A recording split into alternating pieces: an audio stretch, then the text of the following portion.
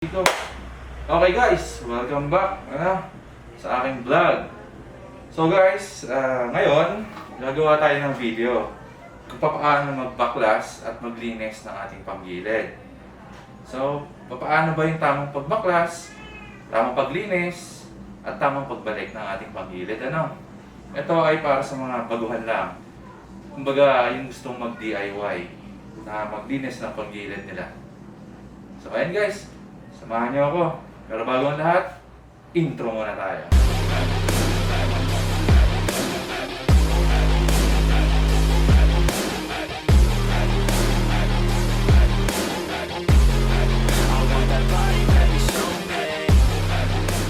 Okay guys, start tayo, Start tayo magbaklas nitong crankcase cover. Ito. By the way guys, itong ko Honda Genio, So, ayun. So, ang unang kailangan natin, T-wrench na 8mm. Yan. Kailangan natin ng 8mm para baklasin to. So, bali ilang bolts to? 1, 2, 3, 4, 5, 6, 7, 8, 9, 10, 11, 12, 13 bolts to guys. So, kayong malilito, bali magkakasing sukat lang lahat yan guys. Pare-parehas na ang sukat niyan. Okay, so baklasin natin. Madali lang naman baklasin to. Yun. So guys, ito yung ating bolt, bolt. Yan. So guys, tabi lang natin to. Okay.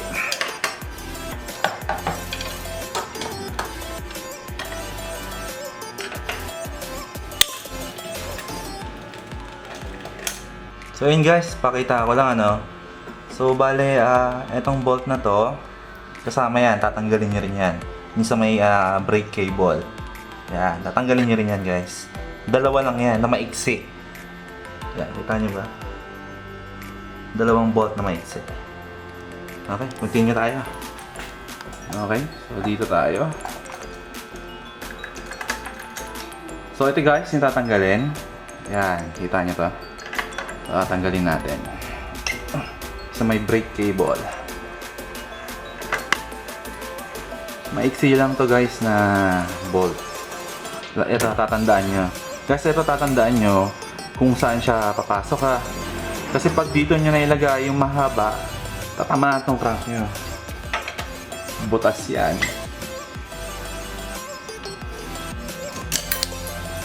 Okay.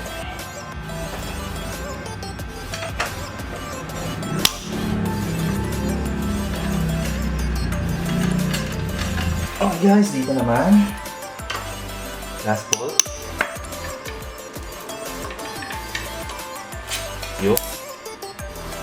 Check natin. Okay guys.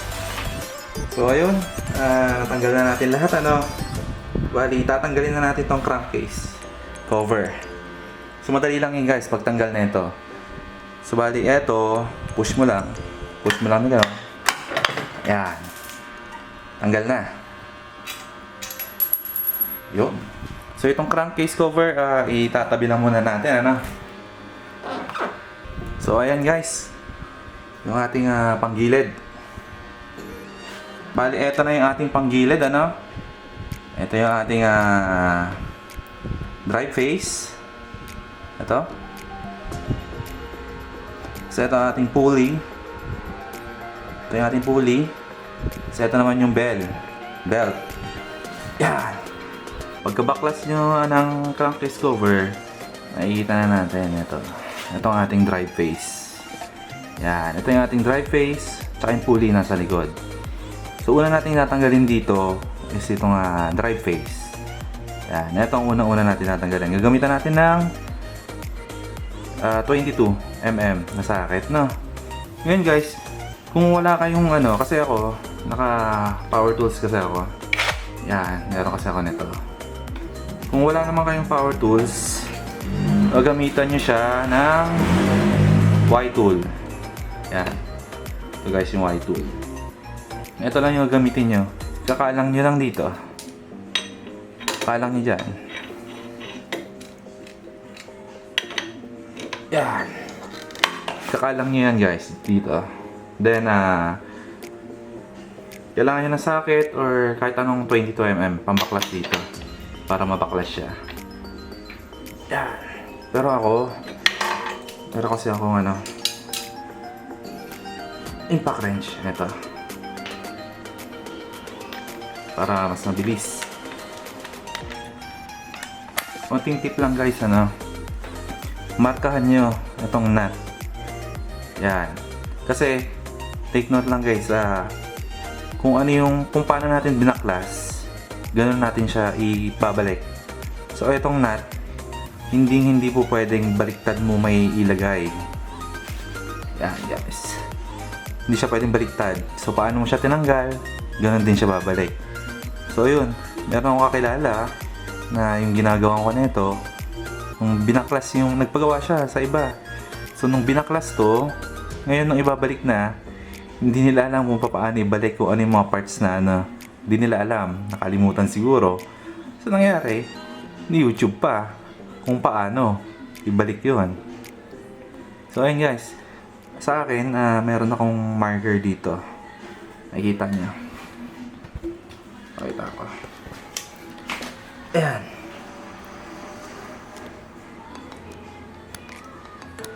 Ayan guys, nakikita nyo? Meron akong dating nilagay na marker. Ayan. Para pag binaklas ko siya, alam ko kung ano yung mauuna. Ayan. Same dito. Same sa ating bell. Ayan, merong marker. Yun. So guys, start tayo. Naklasin na natin tong pulley tsaka drive face.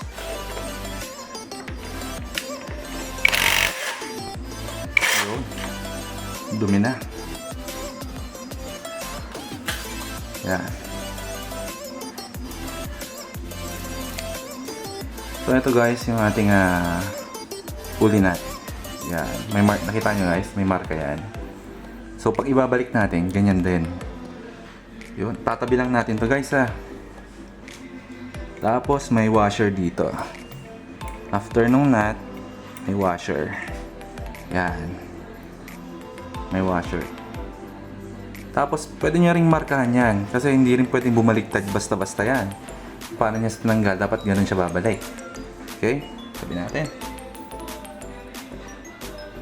Then, ito. Sa kickstart niya. Yan. Yan guys. Then, hugutin lang natin yung drive face. Yun. Kita mo guys, ang dumi na. Yan. Yan. Ang dumi na. Okay. Tabi lang ulit natin. Then, tong belt. Ayan, ganyan lang natin. Then, hatak sa pulley. Yan. Ito yung ating pulley. Yun. Check natin. Woo! Ang dumi. Ito nyo guys, madumi na.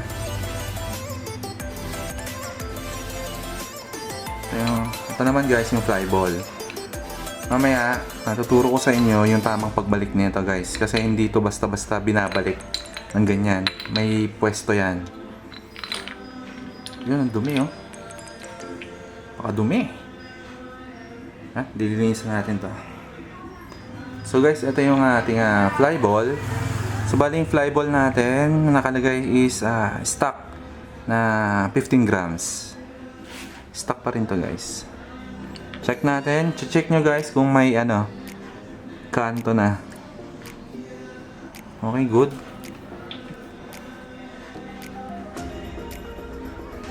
Good pa. Okay. So yung fly ball natin guys is okay pa. Pero just in case lang na hindi okay is nakabili tayo ng fly ball.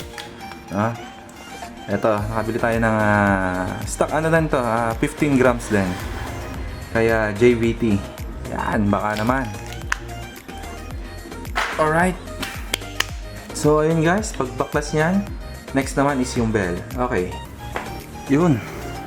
By the way guys, ito pala yung backplate natin, Yan. Ito ang slider piece. Yan. Ito guys, kasama to sa chinecheck. kung mahigpit pa. Oh. Mahigpit pa. Ibig sabihin, okay pa. Okay pa siya. Yan. Okay pa. Okay guys, next. Yung ating bell. Yun. So, pag baklas nito, ganun din. Kung paano siya tinanggal, ganun din siya ibabalik. No? May washer din yan guys. Yan. Washer niya. Okay, sige. Baklasin na natin. Same yan guys. Pag wala kayong power tools tulad nito, white tool lang gagamitin niya. Ikakalang nyo lang yan.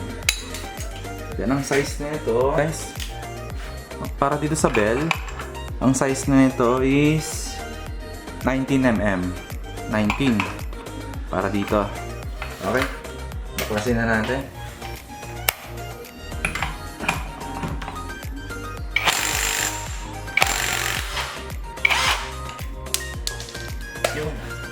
Yan guys, kita nyo? May marker din siya. So alam ko kung paano siya ibalik. Yan. Tabi lang natin. Same na ito guys. Yan. Washer. Then, hugot lang sa bell. Yun. Ito yung ating bell guys. Lawan natin. Yan. Yan. By the way guys, itong bell ko, kita nyo, may groove. Yan. Pinag-groove natin to dati. Nung nakaramdam tayo ng dragging. Pinag-groove ko to kay JJQ Machine Shop. Yan. Sulit din to guys. Nawala yung dragging ko. Yun. Tabi lang natin. Okay guys, next. Hugutin na natin tong clutch assembly kasama ng torque drive at ng belt. Yun. Tatanggalin natin ang belt. Yun. So guys, ito yung ating clutch assembly with the torque drive. Yan. Ito guys, okay tayo yung groove niya. Ang unang lilinisan natin guys, itong loob. Yan. Ang loob, unang lilinisan natin. So yun. Okay guys. So ayun. Start tayong linisin tong loob nito, So gagamit tayo dito guys ng gaas. Gaas yung ginagamit natin. Yung iba, gagamitan na ng tubig. Tsaka Joy. Medyo hindi ko ginagawa yan, Hindi Joy ang ginagamit ko. So gagamitin yung gaas. Yan.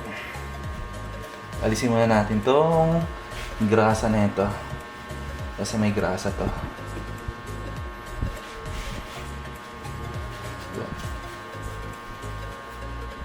So yun guys, nagamit tayo dito ng brush. Yan. Paint brush. Brush lang natin to. Yun. Alam niyo, medyo malinis pa to, Kasi medyo OC ako pagdating dito. So nililinis talaga natin to. Mukhang malinis pa naman talaga. Yun. Start tayo guys. Ganyan lang. Brush nyo lang.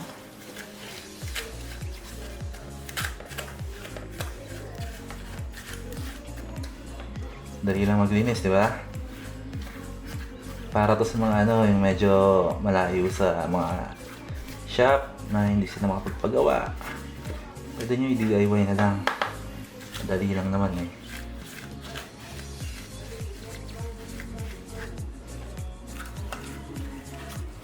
Gamitan nyo na lang ng basahan, Basahan or kahit pwede nyo pamunas. Sa akin, tissue. Dahil maarte ako. Gamit tayo ng tissue.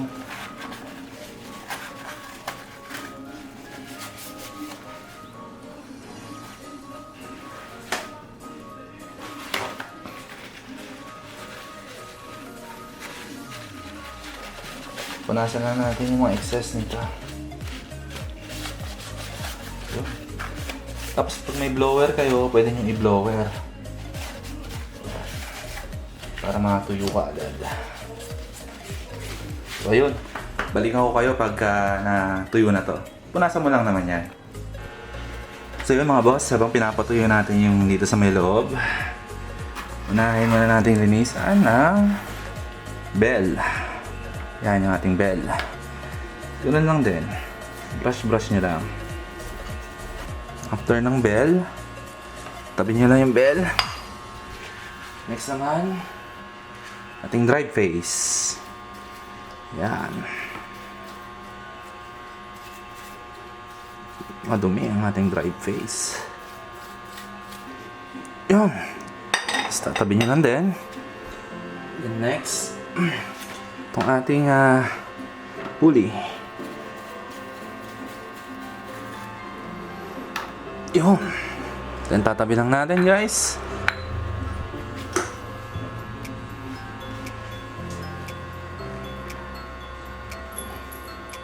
Next, yung ating mga bolt.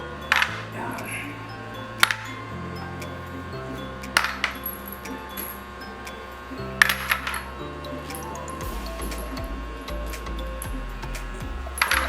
Yun.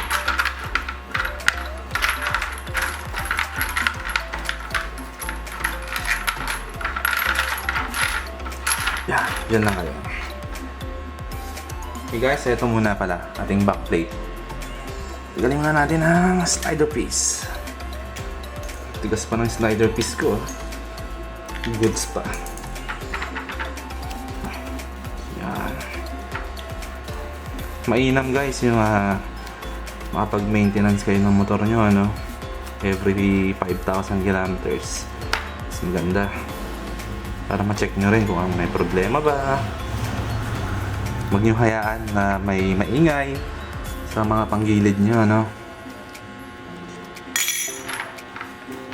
So, okay na yung nami-maintain mo yung motor mo. Yan. Okay. So, after nun, pupunasan lang ulit natin sila. Yun. Okay, guys. Dito tayo sa aking torque drive assembly tsaka clutch assembly, ano? Ito guys, kakalinis ko lang kasi nito nung last na change oil ko, so hindi ko na kailangan linisin pa para ipakita. Pero madali lang to guys, mababaklasin nyo lang to. So ito kailangan nyo guys, pakita ko sa inyo.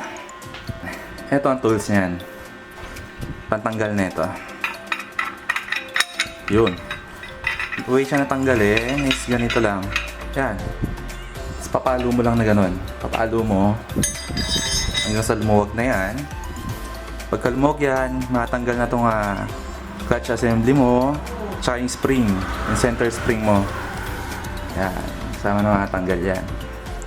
So ito, malinis pa naman. So hindi ko muna siya pabaklasin. Kasi dyan guys, may grasa yan sa loob.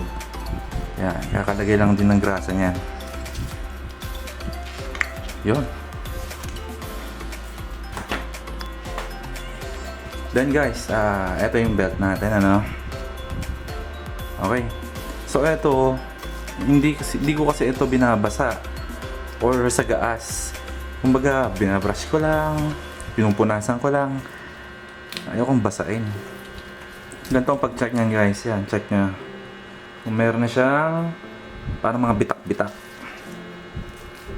Kung need na bang palitan. Nakikita kayo may mga bitak-bitak yan eh. So sa akin, uy, meron na. So siguro next ano natin, magpapalit na tayo nito, ano. Yun. Ating belt. Ito yun, pupunasan ko lang to. Hindi na kailangan basahin. Okay guys. Next naman natin linisin itong cover. Crankcase cover natin, ano. Ayan. Madumi na yan guys, madumi. So ito kailangan na din natin linisan. So ganun lang. Brushin nyo lang. Tiyagain nyo lang. Yeah. Iiwasan ko lang itong nasa gitna. Yung bearing dyan. Kasi hindi ako sigurado kung okay lang ba na malagyan ng gas yan. Iwasan nyo lang din.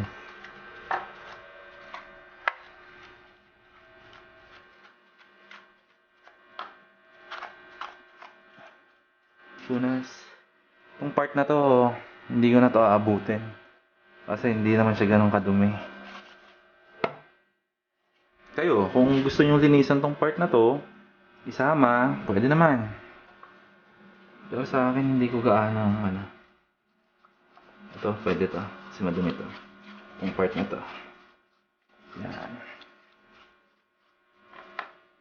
Ano sa kabila? Then, ayun guys, ayan na. Linis na. Pupunasan nyo na lang. So yun guys, pupunasan ko na lang muna to, ano. Okay guys, dito naman tayo sa bushing. Yan. Dito, ginagawa ko lang dito guys is pinupunasan ko lang. Punasan lang natin yan. Hindi na kailangan basahin to. Para sa akin ha, hindi ko na binabasa to.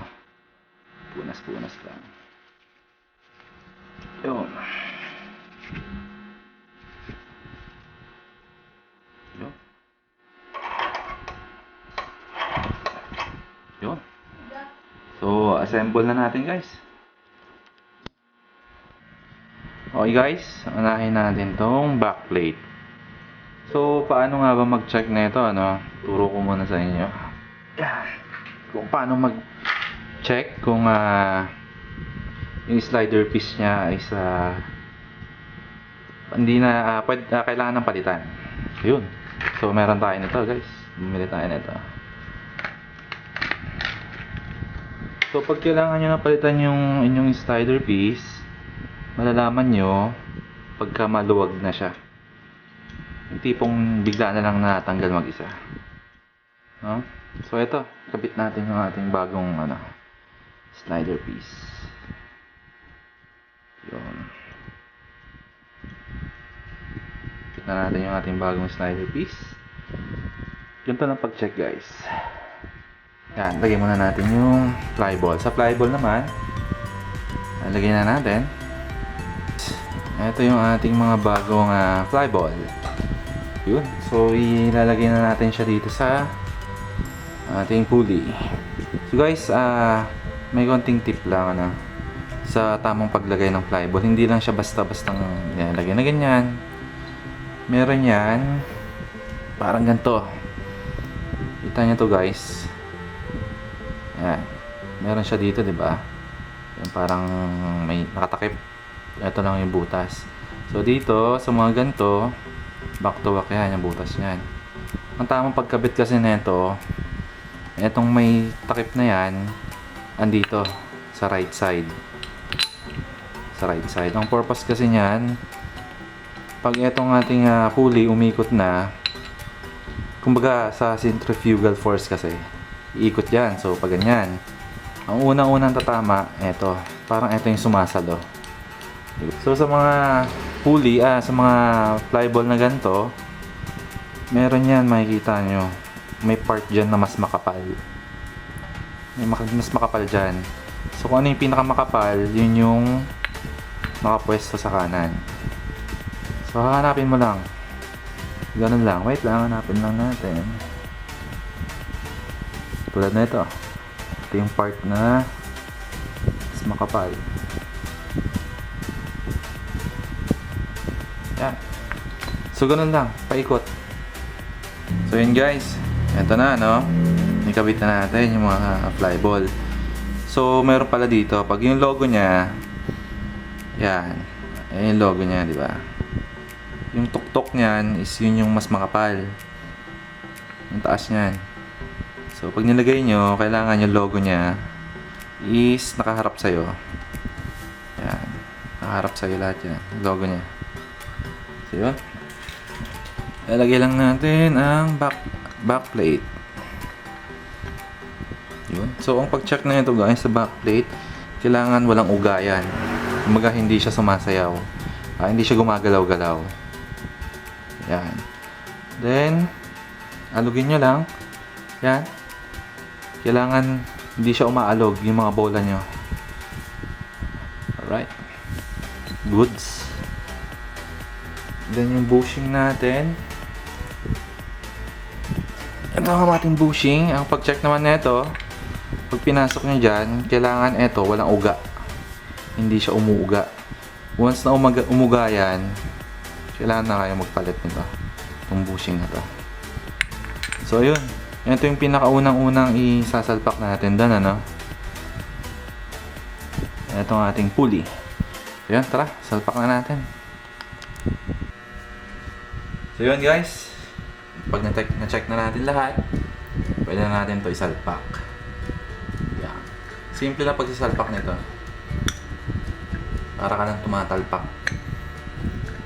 Pasok mo lang. Kasama yung bushing, ha.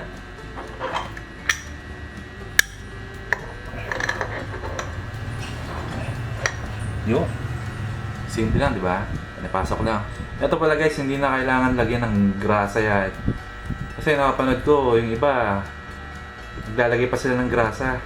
Dito sa bushing, sa loob niyan, ginagarsahan pa nila. Pero dito sa Genyo, hindi na kailangan. Para sa akin, ha. No need. Okay, so pag nasalpak na natin, next naman, ang belt. Ito, belt. So, ang belt, guys, tandaan nyo, itong logo, yan, may logo yan. May logo, may nakalagay na Honda. Kailangan nakaharap sa'yo yung pagsalpak niyan, nakaharap yung Honda.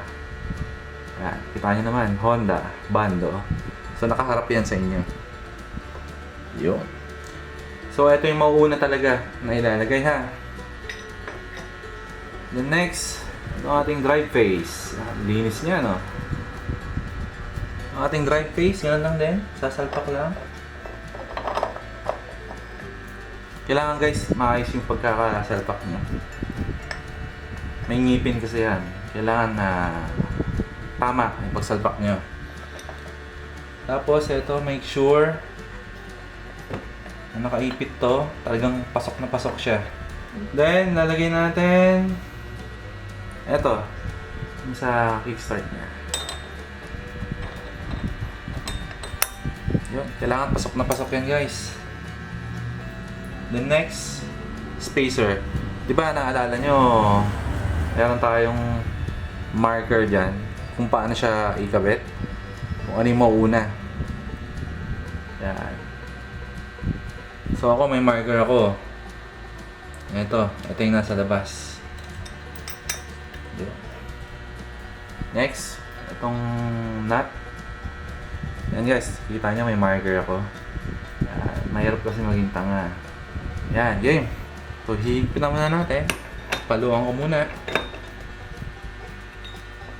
Basta guys, make sure na ito ha, hindi siya nakaipit.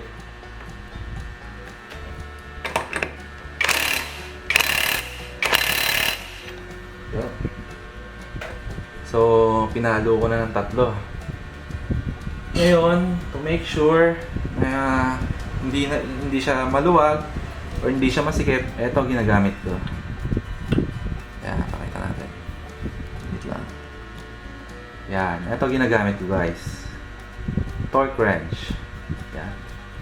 So, ito yung ginagamit ko para makita. Tsaka yung higpit niya. Kailangan tama yung higpit niya. So yun, hindi ko na ipakita kung paano gamitin to guys ha. So yun. Okay guys, next naman natin ating torque drive. Alright. So bago natin start ilagay itong torque drive na to, huwag natin kakalimutan, eto yung part na ginagrasahan. Pakita ko lang. Yan. Part na to, grasahan mo. Ngayon, gamit tayo ng high temp grasa. High temp lang gagamitin nyo guys ha. So yun. Lagay tayo ng grasa. Then, maglalagay naman tayo ng konti dito guys sa loob nito. Andyan yung bearing nya. Yun. Okay.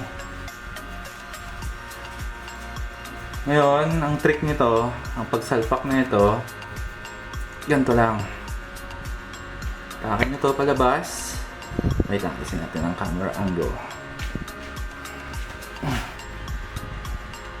Okay, ito ang trick niya. Atakan nyo lang palabas. Iipit nyo dito. Pipigain nyo to.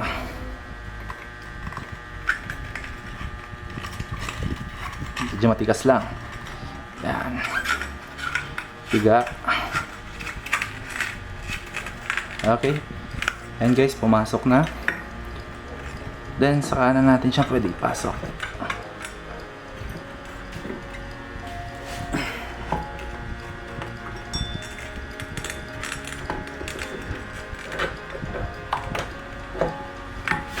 Yun.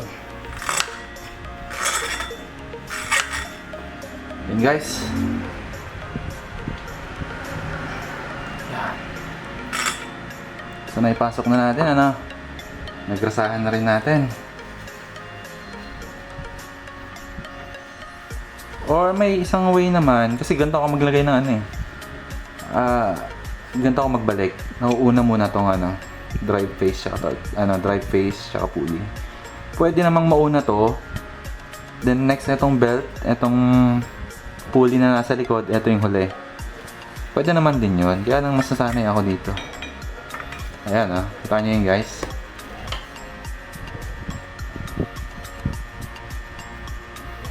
Ayan guys, kita nyo yung sinasabi ko kanina. Ito. Ayan kailangan ipitin nyo yan pagkahigpit nyo na ito. Kailangan nakakagalaw yan. Wag nyong hihigpitan yan na nakaipit to. Dahil hindi yan papasok lahat. Okay? Okay guys. Next, yung bell.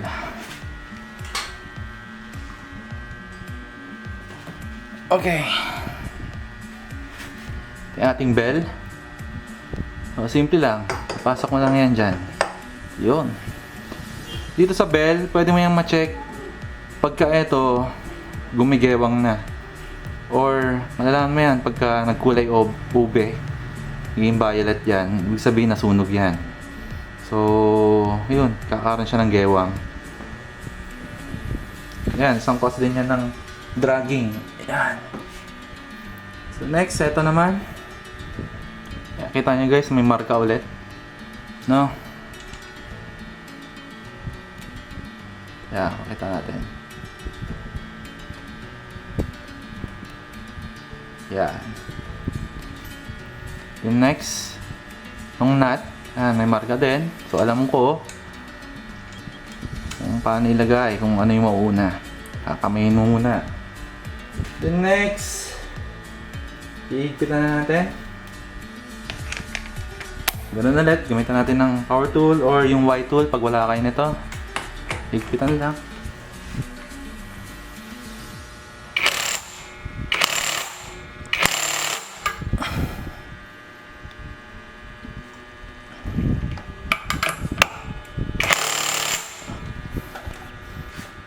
Okay.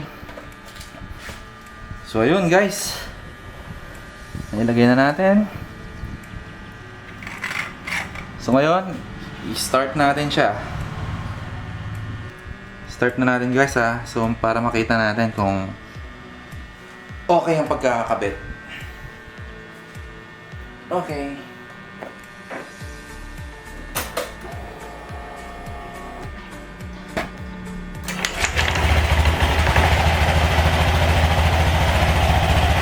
Yun guys, nakabit na natin. So kita nyo yung natin, belt natin, hindi siya pumapagpag. Meaning, okay.